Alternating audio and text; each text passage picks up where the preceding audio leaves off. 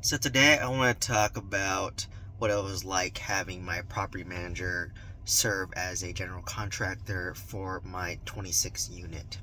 So for my 26 unit, it was a C-class apartment complex. I knew I had to renovate at least half of the units to make it brand new, and the other half, you could do basic make readies or rent readies and get those ready. So on average, my brand new constructions, or the ones I renovate heavily, cost me around $10,000 to $14,000, and that included a new kitchen, new bathroom, new flooring, new paint, removed popcorn ceiling. Basically everything looks brand new.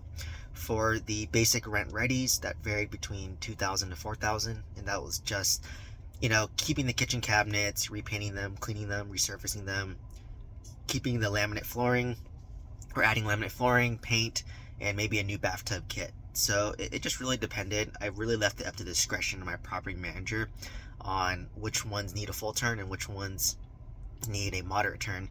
And knowing eventually I would have to renovate everything. And why I don't renovate everything is because it helps give you more price options.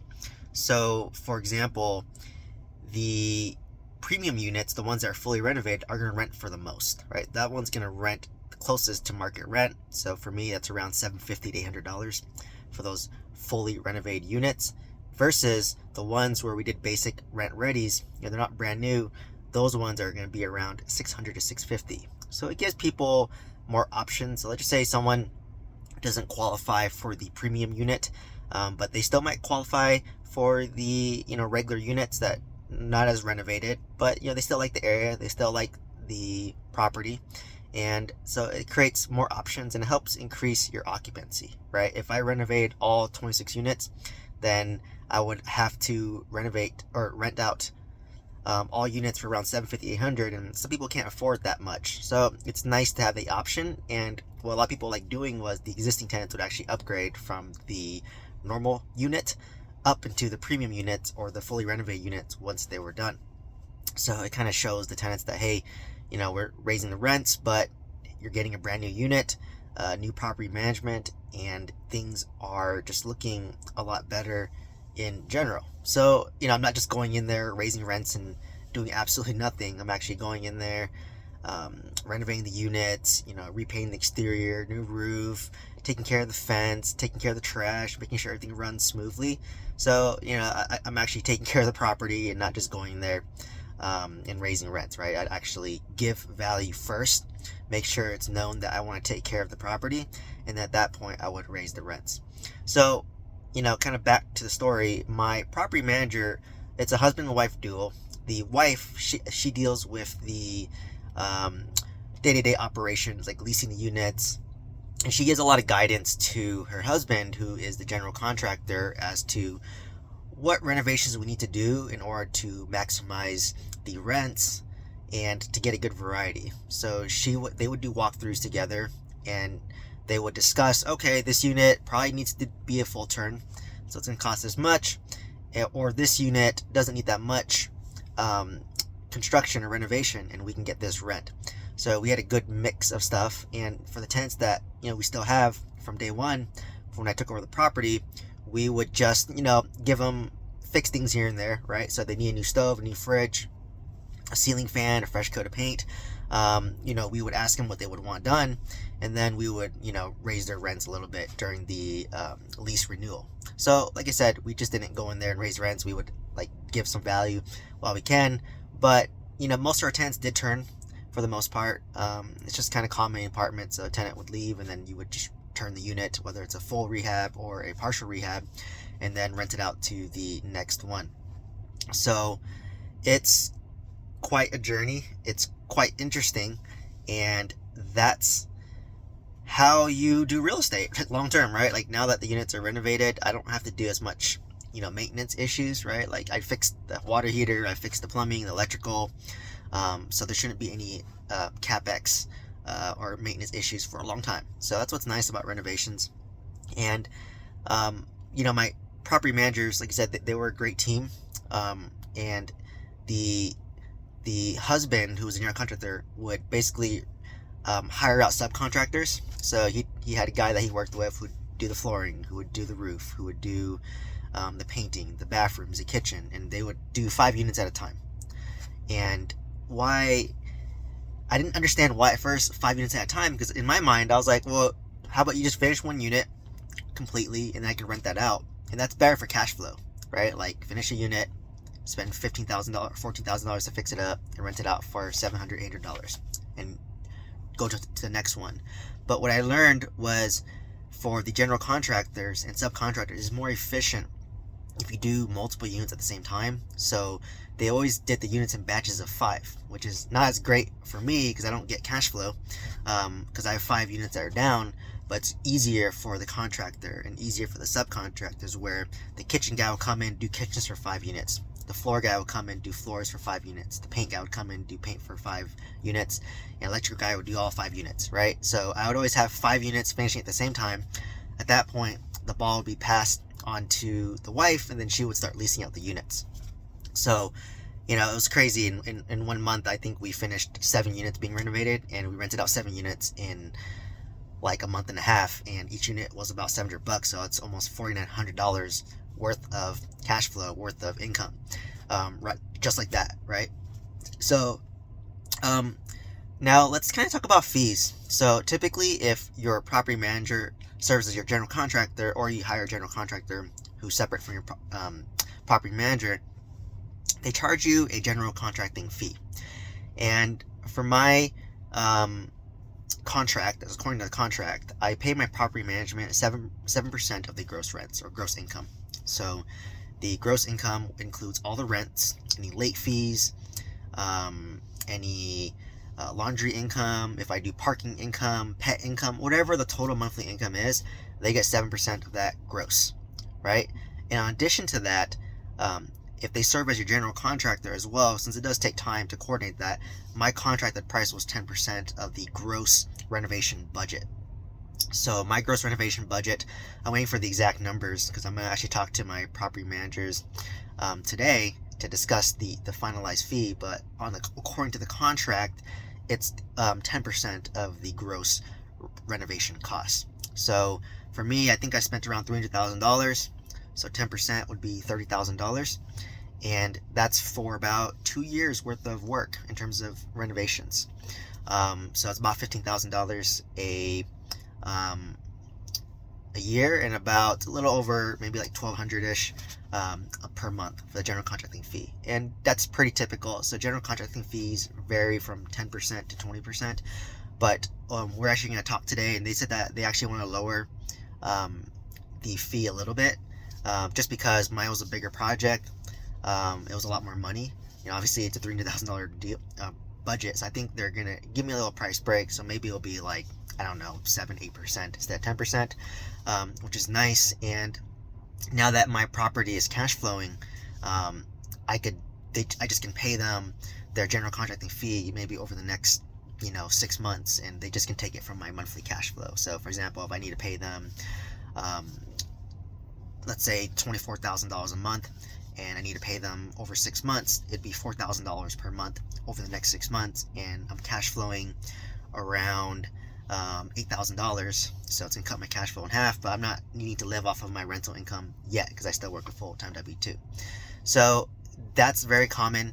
I'd say it's on the lower end, and to be honest, a good general contractor should save you more money than what you're paying them, right? So if I'm paying my general contractor $25,000, but I know he saved me at least $20,000 on just the roof alone, right? Like he was able to get my roof done for $30,000 because he knows a guy, he has connections. But when I was getting quotes for it, like 2 years ago, I was quoted like around 55,000, right? So he already saved me $25,000, which paid for him already. And what's nice about real estate is the cash flow also pays for him. So a great general contractor will pay for themselves. Now let's go to my 20 unit. So my 20 unit, I also had to renovate a lot as well. And for my 20 unit, what happened was the property manager didn't want to serve as a general contractor. That's not their skill set. They just did the day-to-day operation, but they knew a general contractor that they worked with before, and his name was Ron. So Ron, at first, he would it was a huge project, right? We had to renovate, at least 14 out of 20 units. So initially, he actually would subcontract out people. So he had a flooring guy, they would do 5 units. He'd have a kitchen guy, they do 5 units. They had a paint guy, do 5 units. A bathroom guy, do 5 units. But what happened was the guys that he subcontracted out to didn't uphold their end of the promise. They didn't do the quality that he wanted, and they took longer. The job wasn't that great, so he just said, forget it. I don't want to subcontract it anymore. I just want to do it myself, and I'm going to take the money now. Because what happens is, let's just say I pay the general contractor $5,000. I'm just making up numbers here. And he would give $4,000 or $4,500 to his subcontractors, and then he would profit basically $500 to oversee the whole project, right? Like that's roughly about that 10% general contracting fee. But instead, he was just like, you know what? I'd rather just do this myself. And he was doing each unit by himself, one at a time, right? So he would do the kitchen in one unit by himself. He would do the kitchen cabinets, the bathroom, the paint, the ceilings. He'd do everything by himself, and he would just be in one unit at a time and go until he finished that unit. It took him about 2 weeks to do each unit, but he'd work like 10-hour days. And once he's done that unit, he'd go to the next unit. So it really depends on who your general contractor is. So I had one that would do batches of 5 because they had a team and they were outsourcing with subcontractors.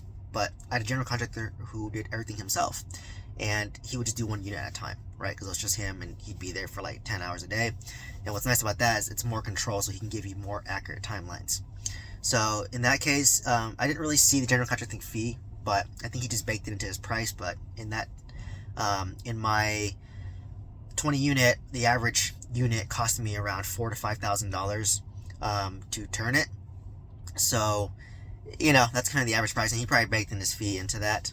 So typically what he did was he would take the cost of supplies. So supplies was, let's say, $1,000. Then his labor would be double the supplies. So if his supplies was $1,000, his labor would be $2,000. So you'd be all in for $3,000, like roughly. That's kind of what I've seen, at least in Oklahoma, and kind of what I've seen as an industry standard, right? Just so you have context. But once again, like this Ron guy, and the property manager was transparent. Like he's more expensive, but he's very fast and he does a great job, right? So you cannot have all three. You can't have someone that's cheap. That's also fast and also does a great job, right? So for me, I paid a premium, which I'm fine with because he works fast and he does a great job. Because I want speed matter to me because I had a hard money loan on my 20 unit, right? Versus in my 26 unit, this one was much cheaper, but they were slower and they did a good job. They did a great job too, right? So if they're cheaper, they're going to be slower. Because if they have a project that pays them more, then they're going to kind of put your project on the back burner a little bit, go to that other project, and then return back to yours, right? So just know what to expect and have your expectations aligned, right? Like if you're paying more, then they should be faster, they should do a good job. If you pay them less, expect them to be a little bit slower, but hopefully they do a good job, right? If they're slow, they don't do a good job, and they're expensive, then that's a terrible general contractor, right? So that's what I mean by like general contractors should pay for themselves. Like his units are great. I know that when he touches a unit, it's in good condition. It's very nice, very clean. In that case, we actually have our property manager, once the unit is done, they would do like a punch list. So they would go through the renovate unit and look for anything that needs touch up, right? Maybe they missed a spot in the corner. Maybe the flooring is not perfect in this corner. Maybe something's off in this corner. So they would create a punch list, give it to Ron, and then he would go through and fix all that, right? So that's how you have your checks and balances, right? Like the property manager should check the general contractor to make sure that everything's done correctly, and you have an extra set of eyes to make sure that everything looks good and everything is fine, right? So that is how you kind of create the checks and balances, and that's how I manage my properties from afar, right? And sometimes I might have my property manager take photos of the units, take videos, I'll FaceTime them, and I can see what the units look like, right? But to me, the greatest indicator of a nicely renovated unit is, can you rent those out immediately? Because when a tenant walks in, they should be so impressed by the unit. They're like, wow, I want to rent this now. I want to rent this immediately, right? They're so impressed by the unit. They're so impressed by it. They want to move in, right? And it shows because my 26 unit and my 20 unit are like, for the most part, 95 50% rented out. I believe that I only have one vacant unit right now, unless some people left. But last time I checked in November, I only had 50 out of 51 units were rented out. So I know that they're high quality units. People want to be there, and it's a reasonable price, right? That's why I have good occupancy. So, I will say there's a lot of horror stories with bad property managers, a lot of horror stories with general contractors, but what helped me be successful is that I'm very easy to work with, I'm very communicative, and I like to get their input. Like, honestly, for my 26 unit, or my 20 unit, I didn't decide anything, right? Like, I would ask them, so what flooring do you think looks the nicest? What paint do you think looks the nicest? What type of cabinet or countertops would make sense? Can we keep the kitchen cabinets, or can we just repaint them? What bathtub kit's the most effective? And they would do all this for me. And then what I would do is, for the first one they renovate, I would say, hey, let's walk me through, how do you want to renovate this unit? What materials, what color scheme, and why? Right? And then see the cost. And then once they do one unit, I call it the model unit. At that point, if I like it, then it's copy and paste, right? They'll just copy and paste that unit to all the other 26 or 50 units, right? And for me, it's LVP flooring. That's like a light gray, white to light gray paint. Remove the popcorn ceiling. Add kitchen cabinets. If you do new kitchen cabinets, you can do shaker kitchen cabinets, because they're the most cost-effective, easy to assemble. Laminate countertops, because Oklahoma doesn't warrant quartz or granite. Bathtub kits from like Home Depot, vanities from Home Depot. Just all the basic supplies, right? So that's how I kind of did it. So next, let's talk about how I paid my general contractor, because it was different for each apartment complex. So for my 20 unit, I would pay him per job. So he'd say, okay, I'm doing unit number 1, and it's going to cost $5,000. And he'd break it down. This is how much for labor. This is how much for supplies. And how I paid him was, I'd give him 50% up front, and then 50% once he finished, right? So pretty much, let's just say in that $5,000, let's say it's $2,000 for supplies and then $3,000 for labor. Then at that point, I would pay him $2,500 up front, day one. So that gave him enough money to get his supplies and to start fixing the unit. And once the unit is done, we'd inspect it, do the punch out list, and then give him the other $2,500, right? So I would pay him $2,500 up front, and once he finished it, then I would pay him 50% up front, and then 50% at the end, right? So $2,500 up front, $2,500 at the end. And what's nice about that is, you hear those horror stories where the general contractors will run away, right? You give them all the money up front, they'll run away with the money, and they don't do a good job, or they get the money and they don't do a good job. So for me, always, you can either pay 50% up front, 50% at the end, or you just can pay on a weekly basis, depending on the general contractor, right? So for example, just say, hey, every week, give me an invoice of all the supplies. I'll pay for that, and I'll pay you for the labor for that week, right? The key is you don't want to pay everything up front, because if you do, they can run away or neglect your job, because you keep them motivated to getting that money. So either do 50% up front, 50% at the end, or you can pay per week, right?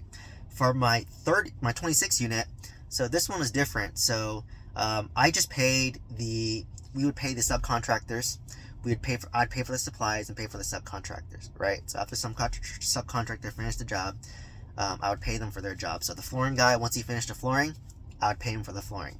The kitchen guy, once he finished the kitchen, I'd pay him for the kitchen. Paint guy, pay the paint guy, right? Whatever supplies, I'd pay for that. Sometimes my general contractor would buy supplies, and I'd reimburse them after the fact, right? But and then for this one, the general contracting fee, he's charging me at the end, which I think it's nice of him, because it allows me to put more money towards the renovation.